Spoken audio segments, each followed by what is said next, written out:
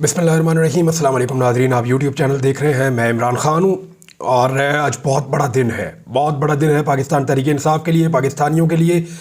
चंद घंटे बाकी हैं जब इमरान ख़ान साहब को पेश किया जाएगा वीडियो लिंक के ज़रिए से सुप्रीम कोर्ट ऑफ पाकिस्तान में। लोग इमरान ख़ान को देख पाएंगे, लोग इमरान ख़ान को सुन पाएंगे। अडयाला जेल से जो खबर आई थी रात गए, वो ये थी कि इमरान ख़ान साहब की वीडियो लिंक के लिए तैयारियां मुकम्मल कर ली गई हैं। अभी भी चीज़ें जो हैं उनमें अगर मगर बाकी है, यानी हो सकता है कि कोई ना कोई दाव लगाने की कोशिश की जाए, हो सकता है कि एंड टाइम पे कोई ना कोई लिंक डाउन कर दिया जाए, हो सकता है कि एंड टाइम पे कोई ना कोई बहाना बना दिया जाए, कुछ भी हो सकता है। क्योंकि इमरान खान का सामने आना बहुत सारे लोगों के लिए बड़े मसाइल पैदा कर सकता है। तो मुमकिन है कि कुछ हो जाए और मुमकिन है उसका रद्द-ए-अमल भी आए।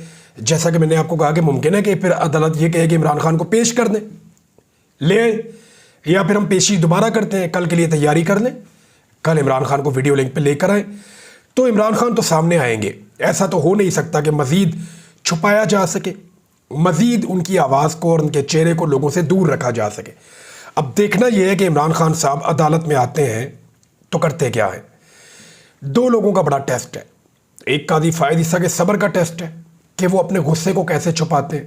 क्योंकि नॉर्मली हमने देखा कि तहरीक इंसाफ वाले केसेस में कादी फ़ायद ईसा साहब गुस्से में रहते हैं, या वो रिएक्शन उनका एक होता है, या जो कुछ भी इमरान खान साहब के दौरे हुकूमत में कादी साहब ने फेस किया, गो कि आज तक बहुत सारे सवालात का जवाब आना बाकी है। तो कादी साहब आज भी चंद शख्सियात के बारे में बड़े वन साइडेडली उनकी एक ओपिनियन है और उसकी बुनियाद के ऊपर वो थोड़ा गुस्से में रहते हैं। और हमने उनका ये देखा भी तर्ज अमल, बोलने नहीं देते, बात नहीं करने देते, सवाल के ऊपर सवाल, फिर टोक देते हैं, बार बार टोकते हैं। तो कादी फ़ायद ईसा साहब के सब्र का इम्तिहान है कि अगर किसी को उन्होंने मौका दिया बोलने का, और उस लीडर को जो इस वक्त कौम का सबसे बड़ा लीडर है, उस शख्स को जिसने पाकिस्तान में सबसे ज़्यादा वोट तनहा लिए हैं, उस शख्स को जो पूरी दुनिया के अंदर बहुत मकबूल है, क्या कादी फ़ायद ईसा उसको बोलने देंगे या उसको टोकते रहेंगे? ये डिपेंड करता है कादी फ़ायद ईसा के सब्र पे। देखें, इमरान खान साहब एतराज़ भी कर सकते हैं बेंच के ऊपर। वो ये कह सकते हैं कि कादी फ़ायद ईसा साहब आप इस बेंच से अलग हो जाएं, और आप पे एक एतराज़ है, एतराज़ दायर किया जा सकता है। किन बुनियादों पे? एक तो पहले एक जजमेंट भी मौजूद है सुप्रीम कोर्ट की, जिसमें एक मुअज़्ज़िज़ जज साहिबान ने लिखा था कि कादी फ़ायद ईसा साहब केसेस जो इमरान खान से रिलेटेड हैं उनको ना सुने, क्योंकि उन्होंने बतौर वज़ीर आज़म जब इमरान खान थे तो कादी साहब उनके खिलाफ पटिशनर बन गए थे। तो इमरान खान के खिलाफ जो केसेस हैं उनमें बेंचेस में कादी फ़ायद ईसा साहब ना बैठे। एक तो ये भी पुरानी बात है। दूसरा, कादी फ़ायद ईसा साहब ने तहरीक इंसाफ से बल्ला भी वापस लिया हुआ है। लेवल प्लेइंग फील्ड का केस भी नहीं सही तरह सुना पीटीआई के मुताबिक, और ना ही कादी फ़ायद ईसा साहब ने आरओज़ के मामले में तहरीक इंसाफ को इंसाफ दिया। वो ये कहते हैं कि हमें अदलिया से आरोज़ चाहिए थे, जबकि जो ब्यूरोक्रेसी के आरोज़ लगाए गए उनकी वजह से सारी धांधली हुई है। ये फॉर्म 47 वहीं से निकला ना। तो इमरान खान साहब एतराज़ भी कर सकते हैं, लेकिन मेरे ख्याल में उनको एतराज़ नहीं करना चाहिए, उनको बात करनी चाहिए। अब इमरान खान साहब को अगर बोलने दिया जाता है तो वो क्या बोलेंगे? याद रखिएगा, उनको 10 माह के बाद बोलने का मौका मिल रहा है। 10 माह के बाद जब बोलेंगे तो वो तो फिर बहुत कुछ बताएंगे। और केस भी इमरान खान साहब का फेवरेट केस है, हुक्मरानों की करप्शन। इसके अंदर तो उन्होंने पीएचडी की हुई है, उनको तो पूरी दुनिया के केसेस रटे हुए हैं, ज़बानी याद है। कादी साहब कोई भी केस का सवाल पूछेंगे, इमरान खान साहब जवाब देंगे। देखिए, इमरान खान साहब तो अपनी हुकूमत की तब्दीली से शुरू होंगे और वो बताएंगे कि इमरान खान साहब के दौरे हुकूमत में जब नैब के कवानीन मौजूद थे, जिनके साथ पीटीआई और इमरान खान खड़े हैं, तो उन कवानीन की मौजूदगी में कौन कौन से हाई प्रोफाइल केसेस हुक्मरानों के चल रहे थे जो इस वक्त हुक्मरान है। यानी आसिफ अली जरदारी के कौन से केसेस चल रहे थे? शहबाज शरीफ के, नवाज शरीफ के, मरीम नवाज के, हमजा शहबाज के, पीपल्स पार्टी के बाकी लोगों के, पीएमएलएन के बाकी लोगों के, और एमक्यूएम के लोगों, जितनी भी पॉलिटिकल पार्टीज जिनके करप्शन के केसेस नैब के अंदर चल रहे थे, वो सारे के सारे कैसे बेनिफिशरी बने? तो इमरान खान साहब को तो केसेस याद है, वो तो बताएंगे कि जाली अकाउंट वाला केस क्या था, चपरासियों के अकाउंटों में पैसे निकले थे। ये सारे केसेस इमरान खान साहब कल बता पाएंगे, क्योंकि ये इसका हिस्सा है।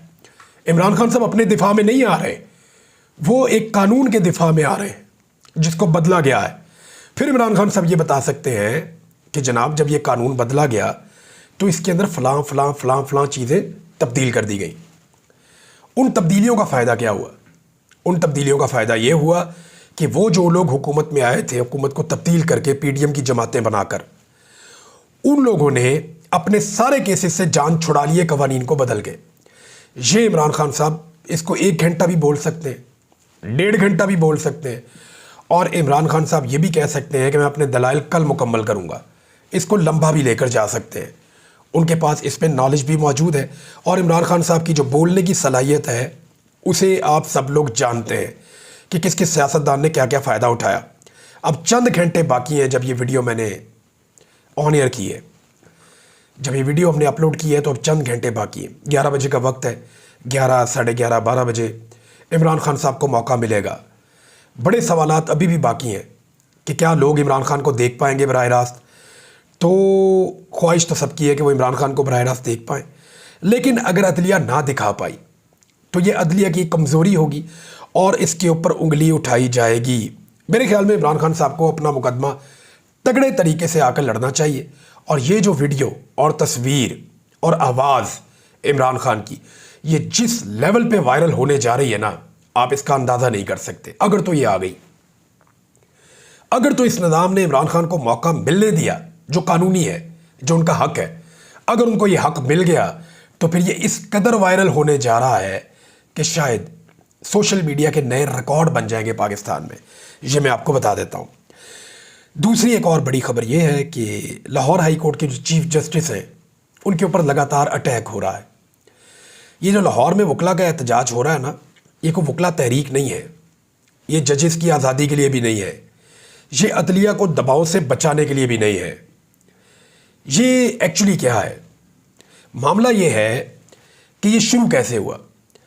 जो लाहौर हाई कोर्ट के चीफ जस्टिस हैं उन्होंने ट्रिब्यूनल के लिए जजेस के नाम देने थे, जो इलेक्शन ट्रिब्यूनल्स होते हैं।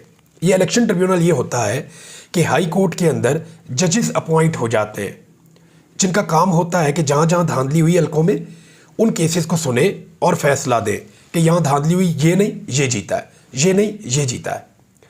तहरीक इंसाफ की सारी उम्मीद इसके ऊपर टिकी हुई है कि ट्रिब्यूनल्स के अंदर उनके फॉर्म 45 वाले रिजल्ट्स उनको वापस मिल जाएंगे।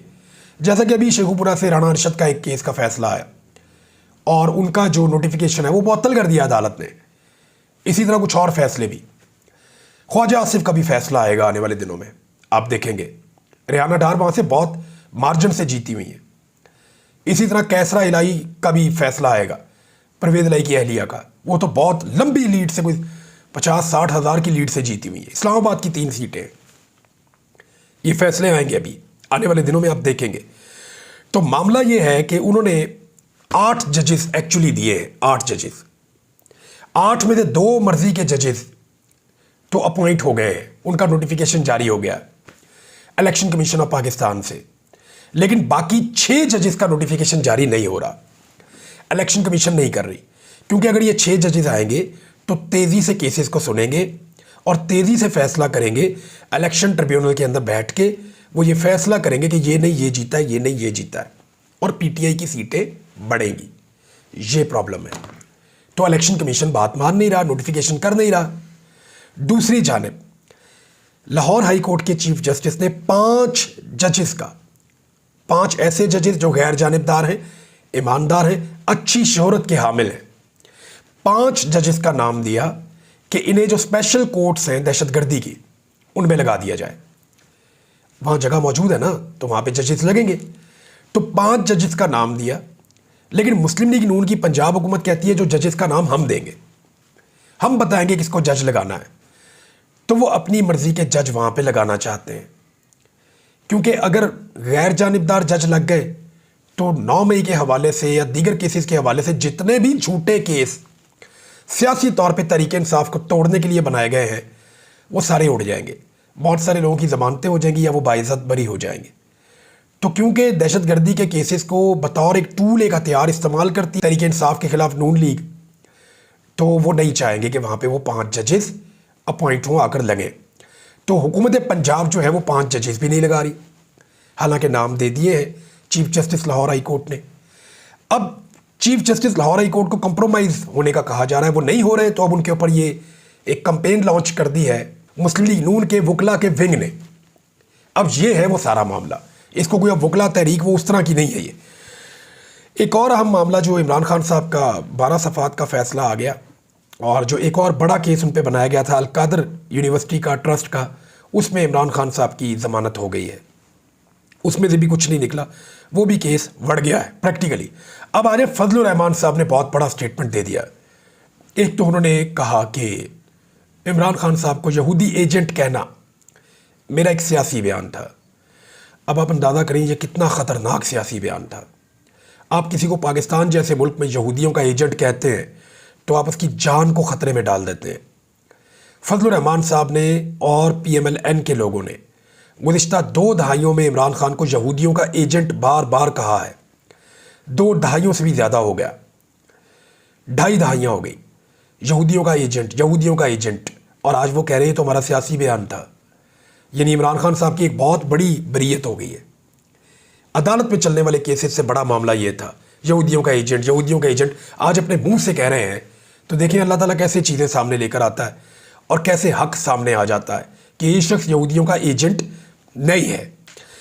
तो फजलुर रहमान साहब ने जो स्टेटमेंट दिया उसमें उन्होंने कुछ मुतालबात किए। उन्होंने कहा हुकूमत मुस्ताफ़ी हो, दोबारा इंतखाबात करवाए जाए और फ़ौज इंतखाबात से दूर रहे। उन्होंने कहा अगर कौम नहीं उठेगी, अपने वोट को तहफ़्फ़ुज़ फ़राहम नहीं करेगी, तो फिर हम मुसलसल ग़ुलामी की तरफ जा रहे हैं। इमरान खान साहब वाला बयानिया, ग़ुलामी के ख़िलाफ़ फजलुर रहमान साहब भी निकल पड़े हैं। हालांकि अभी एक स्टेटमेंट मोहम्मद ज़ुबैर साहब ने भी दिया। उन्होंने कहा अब अगर नवाज शरीफ साहब इनकलाबी बनने की कोशिश करेंगे ना, या कोई ऐसा बयानिया बनाएंगे एंटी इस्टेब्लिशमेंट, तो सब ये समझेंगे कि नवाज शरीफ इमरान खान की बी टीम बनने जा रहे हैं, क्योंकि बयानिया इस वक्त कैदी नंबर 804 के पास है और किसी के पास है नहीं। तो फजलुर रहमान साहब ने कहा कि हुकूमत है ही नहीं, दरअसल चंद लोगों को अच्छे अच्छे मनसब दे दिए गए हैं और ये महसूस हो रहे हैं। और उनका मफामत अच्छी थी, लेकिन जब अपने ही छोड़ जाएं तो यही वक्त है कि हम अपने मौके पर डटे रहें और कौम हमारे साथ है। हम जमहूरियत पर यकीन रखते हैं, आइन पर हलफ उठाया है तो फिर आइन को बालादस्त होना चाहिए, आइनी इदारों को बालादस्त होना चाहिए। ये नहीं हो सकता कि इस्टेब्लिशमेंट मुलाजम भी हो और हाकम भी हो, तो बैक वक्त 2 चीज़ें नहीं हो सकती। फजलुर रहमान साहब से पूछा गया कि सदर मुमलिकत बनने की आपको पेशकश हुई थी, तो उन्होंने कहा जी नहीं, मुझे ऑफ़र नहीं हुई, ऐसी ऑफ़रें नहीं हुआ करती, ये गलत बात है। मैं ऐसी सियासत करूँ जिसमें हमें ऑफ़र्स की बुनियाद के ऊपर चीज़ें कबूल करें। उन्होंने कहा कौन होता है जो मुझे सदर, वज़ीर आज़म और वज़ीर आला के मनसब की ऑफ़र करता। अब आप अगर वोट देंगे तो मैं पोजीशन में होऊंगा तो खुद ही सदर, वज़ीर आज़म या वज़ीर आला बन जाऊंगा। वो मेरा आइनी और कानूनी इस्तेहकाक होगा। 5 सीटों के साथ मैं कहूँ कि सदर बन जाऊंगा तो ये मेरी सियासत नहीं होगी। इंतखाबात को इतना बदनाम कर दिया गया है कि इसको इलेक्शन कहना नाजायज़ है। उम्मीदवारों से करोड़ों रुपए लिए जाते हैं और जहाज़ भर भर कर ले जाते हैं। असम्बलियाँ बिक रही हैं, उम्मीदवार दरबदर हैं, तो ये इंतखाबात तो नहीं हुए। हमारा मौक़िफ़ वाज़ेह है, मामलात को उसी जगह पहुँचाएँगे कि मसाइल ठीक हो जाएँ। फिर उन्होंने कहा कि श्रीनगर को लेने की हम बात कर रहे थे, मुजफ्फराबाद हमारे हाथ से निकले जा रहा है, ये हमारी सियासत है। फिर चीन के बारे में उन्होंने बात की कि किस तरह चीन के साथ मामलात ख़राब हो रहे हैं। फिर उन्होंने कहा कि चीन डायरेक्ट अफ़गानिस्तान के साथ ताल्लुकात बना के वहाँ से तिजारत करेगा और अफ़गानिस्तान उनको रास्ता देगा और वो चाबहार की बंदरगाह को इस्तेमाल करेंगे जो इस वक्त इंडिया के ज़ेर इंतज़ाम आ चुकी है। तो पाकिस्तान को तो पत्ता ही कट जाएगा इस सिचुएशन में जो फजलुर रहमान साहब पिक्चर खींच रहे हैं। इस पर नाज़रीन मैं एक और वीलॉग करूँगा, मैं आपको बताऊँगा एक्चुअली वो नया मैप मुजफ्फरा कौन सा है जिसको चाइना जिस रास्ते को इस्तेमाल कर सकता है और वहाँ से वो ईरान की बंदरगाह तक पहुँच सकता है, और क्या ये उनके लिए फिजिबल है, कितना ख़र्चा उन्हें करना पड़ेगा और पाकिस्तान के साथ उसके फिर असरात क्या होंगे। नाज़रीन तहरीक इंसाफ ने एक बहुत बड़ा पावर शो किया, बहुत बड़ा पावर शो, और मुजफ्फरगढ़ में उन्होंने बहुत बड़ा जलसा किया है। ये तकरीबन अनअनाउंस था, कोई सोशल मीडिया के ऊपर इसकी आवाज़ नहीं थी, मकामी सतह पे भी कोई रोला नहीं पड़ा हुआ था, और अब तरतली मच गई है PMLN के कैंप में जब उन्होंने मुजफ्फरगढ़ का जलसा देखा। पाकिस्तान तहरीक इंसाफ की वहाँ की लोकल क़यादत थी, लेकिन कमाल जलसा किया उन्होंने, और जिस तरह लोगों ने रिस्पॉन्ड किया, लगता है कि वहाँ पे मौजूद इंतज़ामिया की दौड़ें भी लगने वाली हैं और उनके ऊपर सख्ती भी आने वाली है, क्योंकि पंजाब हुकूमत तो सख्ती से पाकिस्तान तहरीक इंसाफ के हर जलसे और जुलूस को रोकने के लिए पूरा जोर लगा रही है। नाज़रीन, तहरीक इंसाफ ने एक और बड़ा फैसला किया है। वो ये कि 9 मई के जो मुकदमात हैं, इनमें जो दहशतगर्दी की दफ़ात हैं उनको अब वो चैलेंज करेंगे अदालतों में। दहशतगर्दी की दफ़ात ख़त्म हो जाएंगी तो फिर तो इनको बड़े आराम से बेल मिल जाएगी। और दहशतगर्दी के अंदर 90 रोज़ का रिमांड होता है। वैसे जो आम मुकदमात हैं उनमें 14 रोज़ से ऊपर रिमांड जा नहीं सकता। लिहाजा तहरीक इंसाफ के बेशुमार लोग जो हैं वो छूट कर बाहर आ जाएंगे अगर ये रिलीफ उन्हें अदालतों से मिल जाता है तो। नाज़रीन, एक आखिरी खबर है, थोड़ी सी बुरी खबर है, मैं आपको सुना देता हूँ क्योंकि आज बहुत अच्छी खबरें आपको मैंने दी तो एक बुरी खबर भी है। वो ये है कि हुकूमत ने IMF को फिर वादा कर लिया है और उन्हें यकीन दहानी करवा दी है कि वो आने वाले दिनों में बिजली जो है उसको मज़ीद महंगा करेंगे और गैस को भी महंगा करेंगे।